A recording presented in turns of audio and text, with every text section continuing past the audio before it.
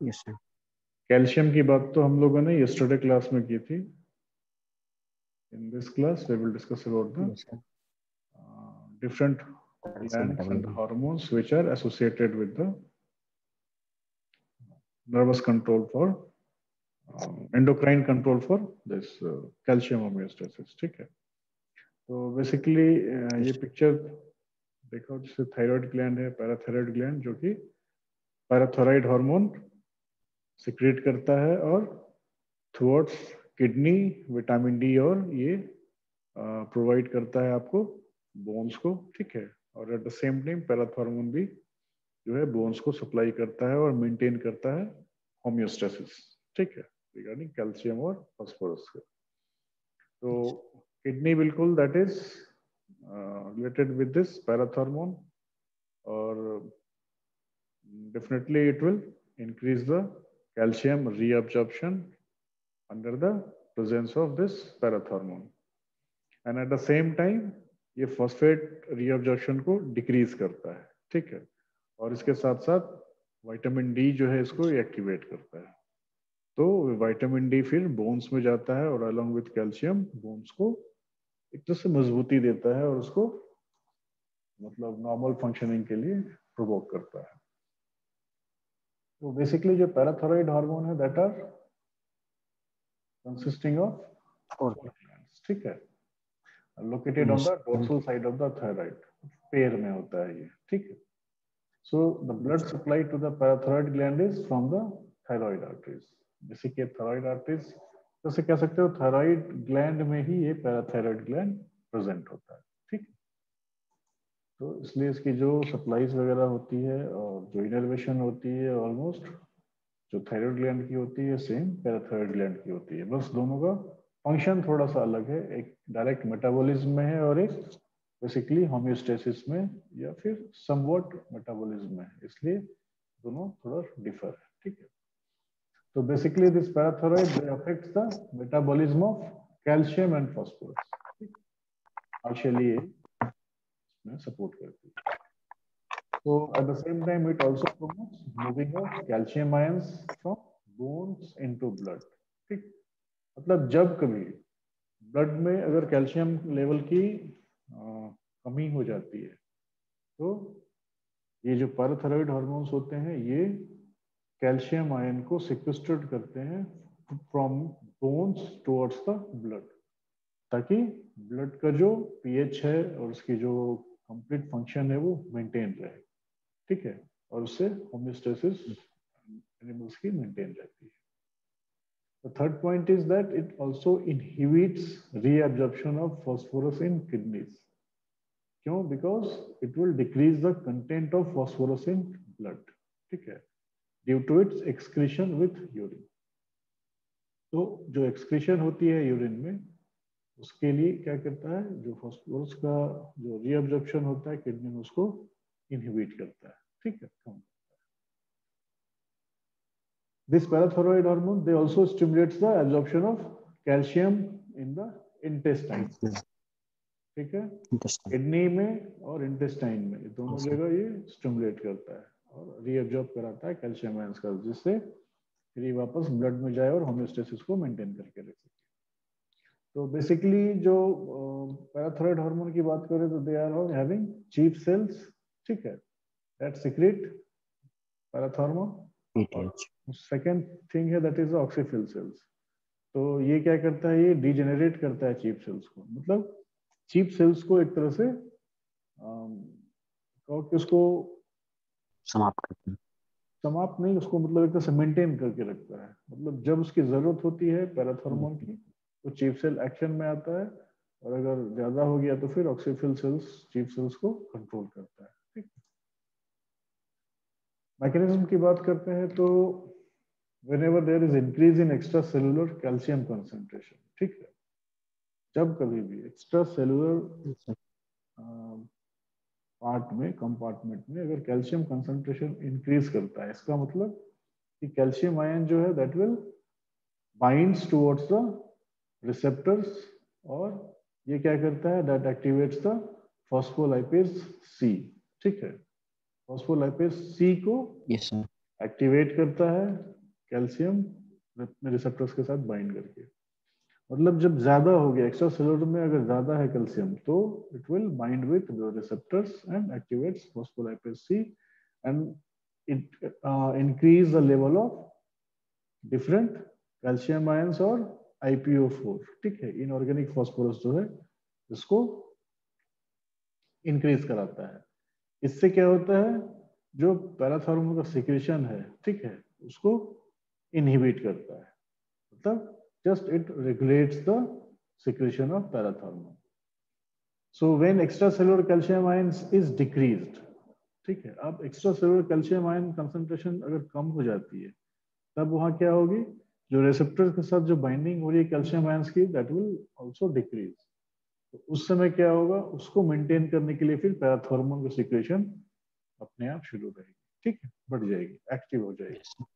मतलब they are positive feedback, they are having positive feedback, this calcium ions and the secretion of parathormones। ठीक है, तो action की बात करते हैं जब पीटीएच की बोन, किडनी और स्मॉल इंटेस्टाइन में, तो दो तरह की होती है एक्शन, एक होती है डायरेक्ट और एक होती है indirect.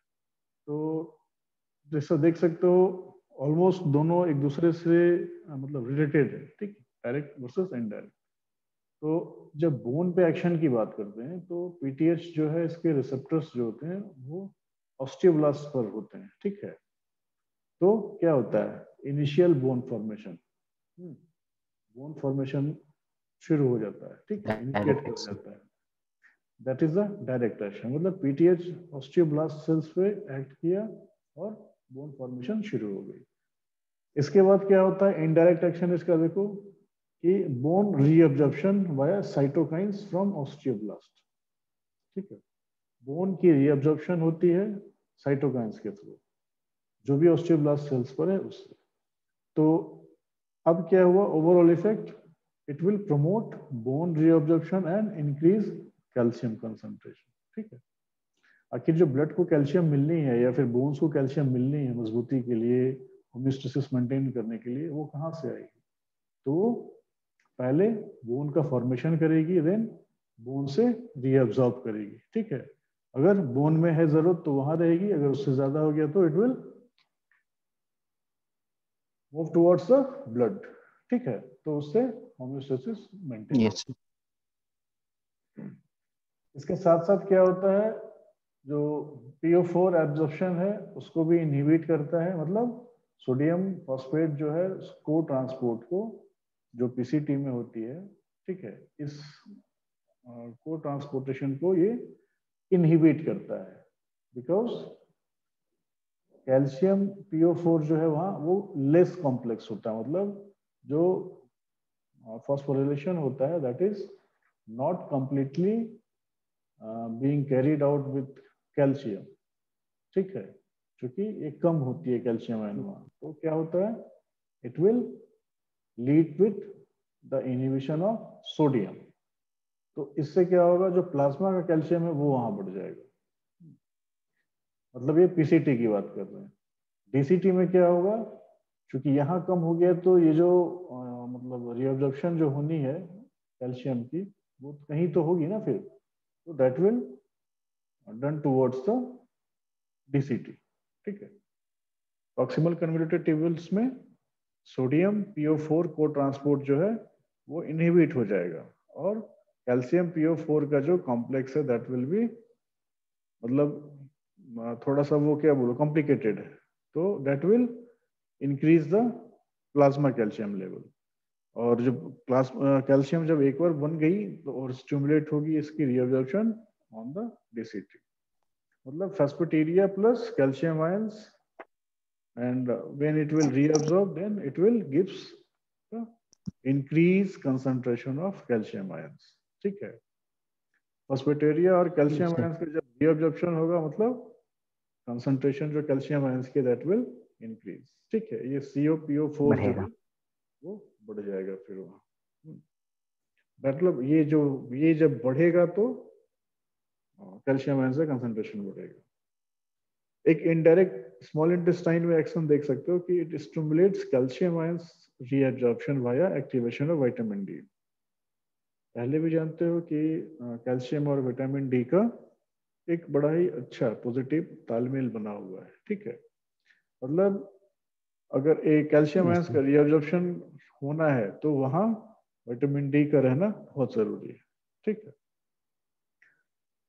So this PTH, this stimulates renal 1 alpha hydroxylase, और ये जो हाइड्रोक्सिलेज होता है ये कन्वर्ट करता है 25 हाइड्रोक्सी कॉलीकैल्सिफेरॉल को टू 125 डाईहाइड्रोक्सी कॉलीकैल्सिफेरॉल।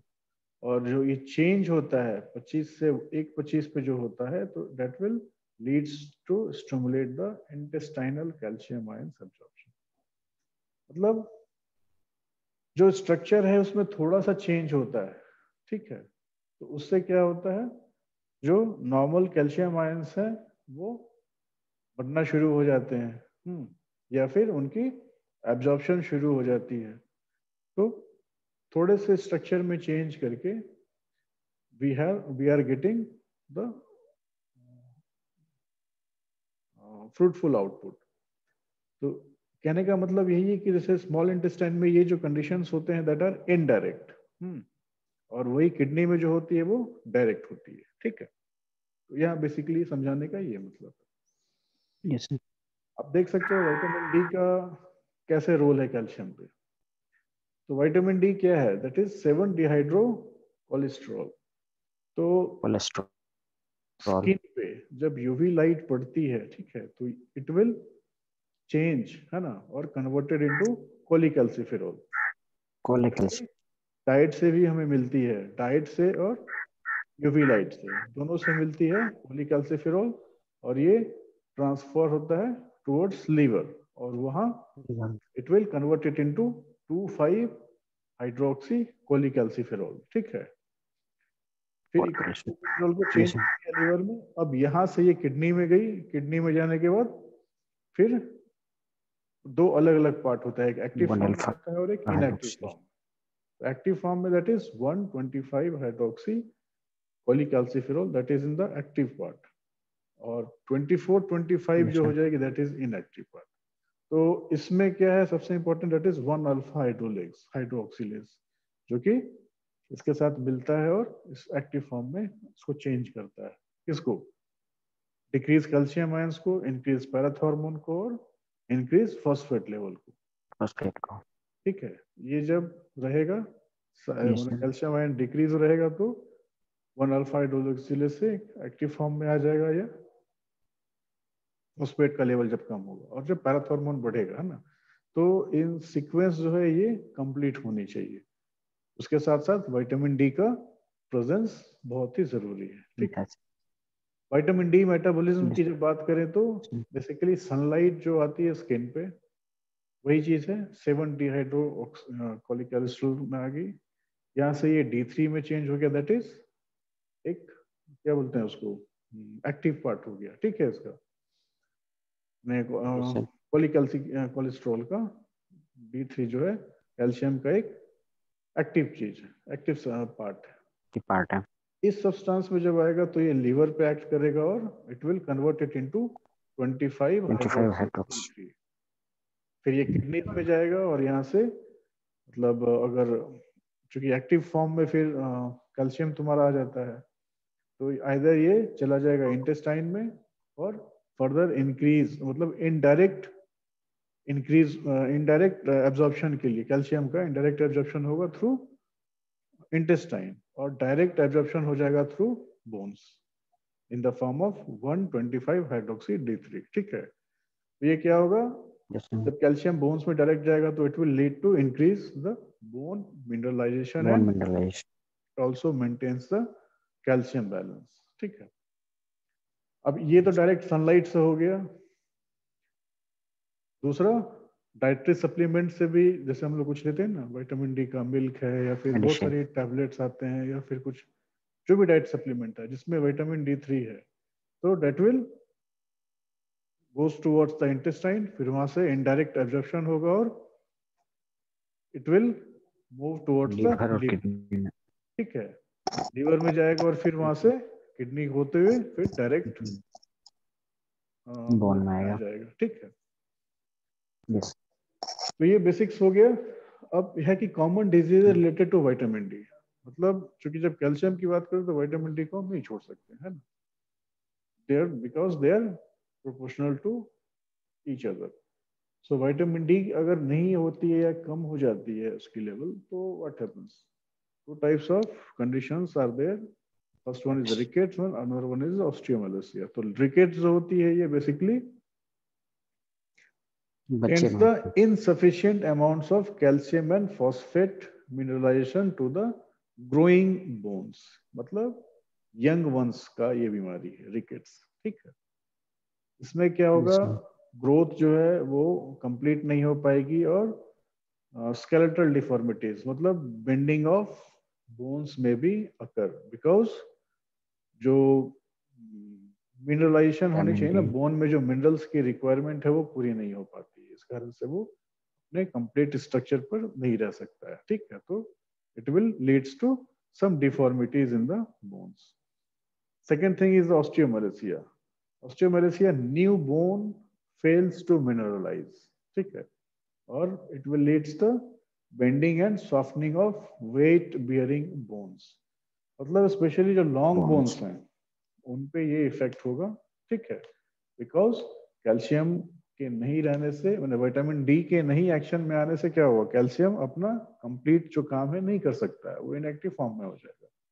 तो जितने भी ऑस्टियोब्लास्ट सेल्स हैं that will not come in action और it will be in dormant stage, ठीक है। तो अगेन वहां बोन्स की जो है परेशानी फिर शुरू हो जाएगी। अच्छा, नेक्स्ट थिंग इसमें है कैल्सिटोनिन जो कि काफी रिक्वायर्ड है because it will maintains the calcium concentration, ठीक है। कैल्सिटोनिन क्या है, that are straight chain peptide with 32 amino acids, और ये सिंथेसाइज और सिक्रेट होता है parafollicular cells of thyroid gland, ठीक है।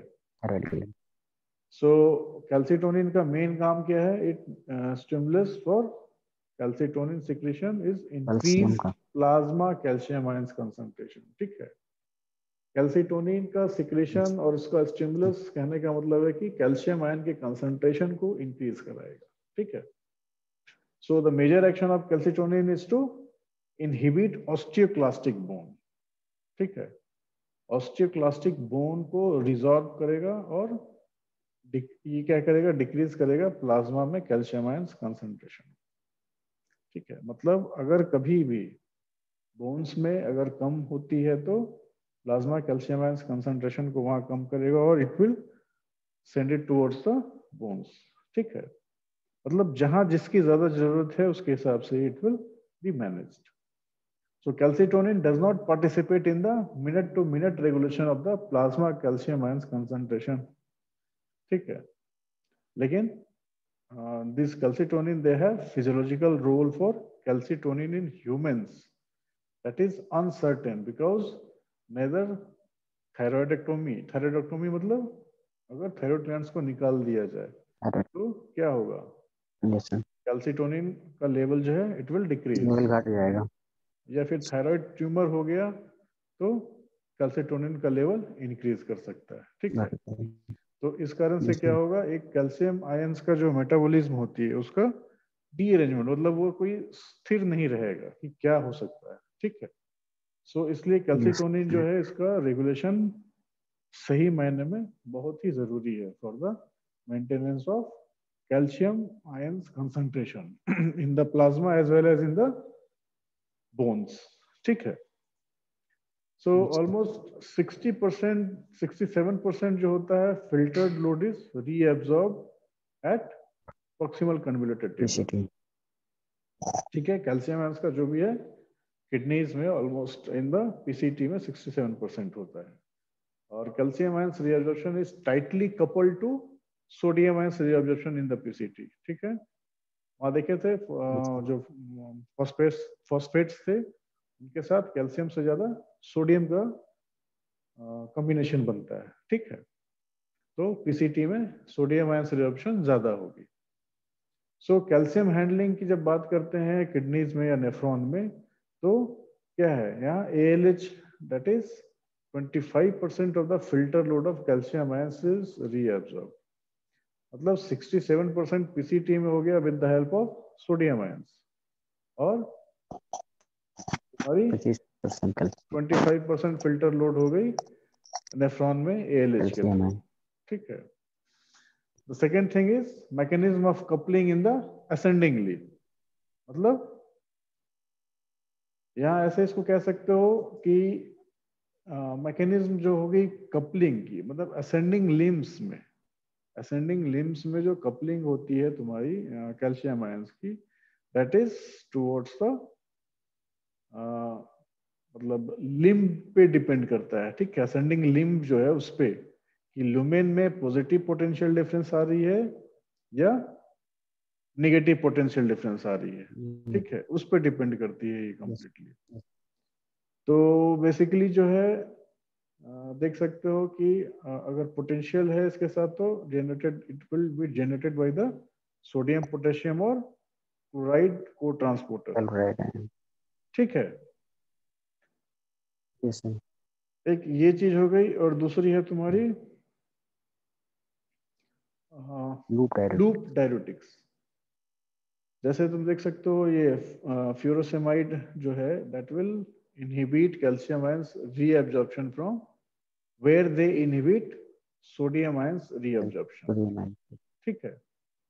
और जो 8% होती है डिस्टल ट्यूब्यूल में, वो दैट विल मतलब कैल्शियम लोड जो होता है 8% है, ठीक है।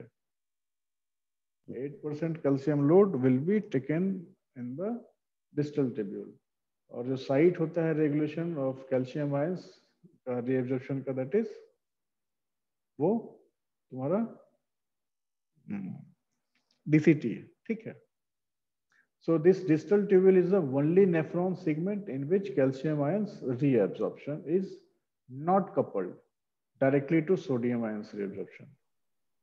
कहने तो समझे यहाँ पर डिस्टल ट्यूब्यूल जो है वहां पर कैल्शियम आयंस का रीअब्जॉर्प्शन जो होता है वो सोडियम आयंस के बिना होता है, ठीक है। लेकिन जब पीसीटी की बात करेंगे तो वहाँ कैल्शियम आयंस का रीअब्जॉर्प्शन जो होगा वो सोडियम आयंस के साथ होगा, लेकिन डिस्टल ट्यूब्यूल में डायरेक्ट होगा, ठीक है, और वो 8% है। So these are having their own regulatory hormone, ठीक है। कैसे मेंटेन करना है इसको, they have their own regulatory hormone. Next बात करते हैं हाइपोकैल्सीमिया का। हाइपो मतलब कम होना है ना, मतलब कैल्शियम का लेवल अगर कम है तो दैट इज हाइपोकैल्सीमिया। तो इसके सिम्टम्स एंड साइंस की बात करें तो जैसे कैट्स के में है, कैट्स गो नम मतलब नमनेस आ गया, ठीक है। तो इसमें बेसिकली क्या होती है, कन्वल्सन होगी, अराइथमियास होगी, टिटैनी होगी, या नमनेस या पैरास्थेसिस होगी हैंड्स में, ठीक है, वही, और फीट में, फिर माउथ के आसपास या लिप्स वगैरह में हो सकती है, ठीक है। तो these are the common symptoms. दूसरी जो ट्रोसोसाइन है लेटेंट टिटैनिक की, that is eliciting carpal spasm, ठीक है, by inflating the blood pressure cuff and maintaining the cuff pressure above systolic. मतलब सिस्टोलिक से अगर ज्यादा ब्लड प्रेशर बढ़ गया, ठीक है, तो it will act on the carpal spasm, मतलब जो फोर लिम्ब है वहां पर एक्ट करेगा, ठीक है, और एक तरह से टिटैनी देगा, चलने में मुश्किल या फिर इस तरह से एनिमल्स फील करेगा। दूसरा है एक सॉफ्सेक साइन, ठीक है। Chvostek sign that is tapping of the inferior portion of the zygoma and it will produce the facial spasm. तो ये जो सॉफ्सेक था, ये इसने ये चीज फाइंड आउट किया कि अगर हाइपोकैल्सीमिया होगा तो there might be some facial spasm, मतलब चेहरे पे एक थोड़ा अकड़न जकड़न टाइप का फील होगा, है ना, अकड़ टाइप का फील होगा। Yes sir. तो ये सब हाइपोकैल्सीमिया में था। हाइपरकैल्सीमिया में क्या होगा, स्टोन्स या बोन्स या groans, thrones and psychiatric overtones. So ये बेसिकली एक फ्रेज दिया गया है ना, hypercalcaemia means there should be some stones, bones, groans, thrones और साइकाइट्री ओवरटोन्स। स्टोन्स मतलब कहीं भी स्टोन हो सकती है, दैट इज रीनल या बाइल्स में, बाइलेरी में, डक्ट में, ठीक है, किडनी में या कहीं भी स्टोन होगा, हाइपरकैल्सीमिया होगी तो। बोन्स में मतलब बोन में कहीं पेन होगी, ठीक है, हड्डी दर्द कर रही है, इसका मतलब हाइपरकैल्सीमिया, मतलब सेल्स जो है बहुत ज्यादा बढ़ गया। ग्रोन्स मतलब ग्रोनिंग मतलब गुर्राना, है ना, तो वो कब होता है, जब we are having some abdominal pain और nausea और vomiting, mean to say GI tract से related अगर कहीं भी प्रॉब्लम होगी तो it will leads to groans. Thrones मतलब sit on throne, polyuria. Polyuria मतलब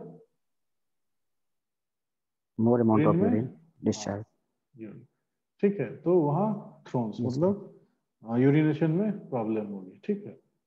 और the next thing is psychiatry overtones, मतलब डिप्रेशन, 30 to 40% डिप्रेशन होगी, या फिर एंजाइटी में आएगा, या फिर कॉग्निटिव डिसफंक्शन होगी, या नींद नहीं आएगी, कोमा में चला जाएगा इंसान, ठीक है, हाइपरकैल्सीमिया होने से कुछ भी ऐसी परेशानियां हो सकती हैं।